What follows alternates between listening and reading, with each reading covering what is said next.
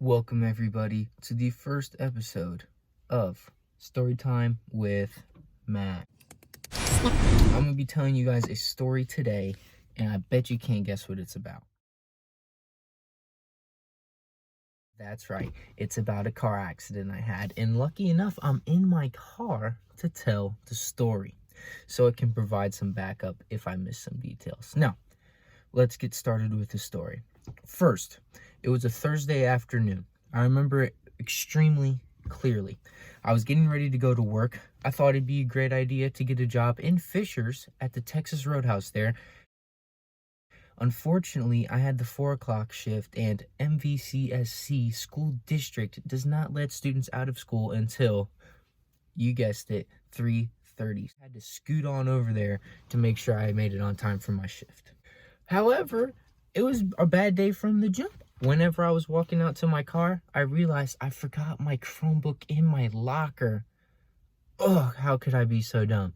So, I had to come up with an idea. Do I go back get the Chromebook, risk being late to work, or do I just leave it in there?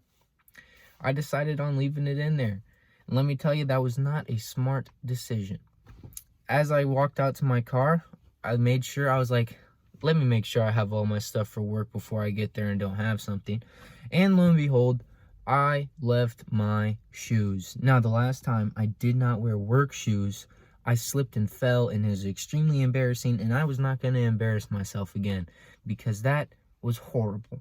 So now I had to go back to the house, adding 5 minutes to a drive that was already like 35 to 40 minutes, so I was already going to be late.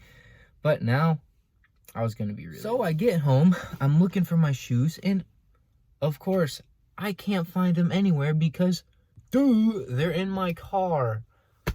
I was pissed at this moment. I could not believe how stupid I had been, how dumb I had been. Like, I was going so fast that I wasn't even thinking, right? So now I'm leaving and I'm driving angry. And anybody who drives a car knows you probably should not drive angry. And I was running late, so you could say I was going a little faster than I probably should have been, but I wasn't breaking any laws. And, well, as I'm driving there, there's like an intersection, but it's hard to explain. I'll try to throw something up on the screen. But there's an intersection with the corner, and the corner goes into the intersection, and I was going around the corner, and as I come around the corner, the light is red, so obviously I'm stepping on the brake. And as I continue to approach the light, it turns green, and obviously I don't want to be rolling through the intersection at like 15 miles an hour, so I step on the gas, and there was a car in front of me stopped at the stoplight, so I know it was red. For 100% certainty, know it was red. And that car goes, so I step on the gas to get up to like the speed limit, which is, I'm pretty sure, like 35. Whenever a minivan pulls out in front of me through the red light, goes into the middle of the intersection, so I slam on the gas, whip the wheel to the right, because I'm thinking, if I hit the car like at an angle that's like this instead of straight on, I'll do less damage and probably won't hurt whoever the other car is, However, at this point, the damage is already done. I smoked her. We went a little bit, because when you hit a car at an angle, it like keeps going at that angle, and she smashed into a telephone pole. My car was pretty messed up. I'll see if I have any pictures and throw it in there.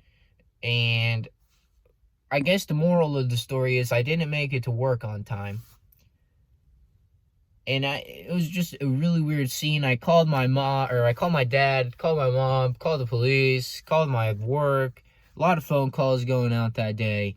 It was just, and then the lady wasn't very cooperative. It was a horrible experience. Just a plain up horrible experience.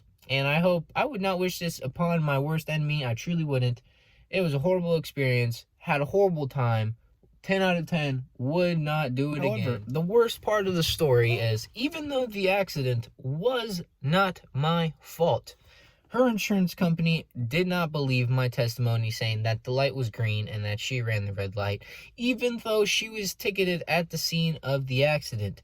I'm not Sherlock Holmes, but I'm pretty sure a ticket means fault. I had 0 tickets. She had a ticket. I believe they should be paying. So now I had to pay for the repairs on my car.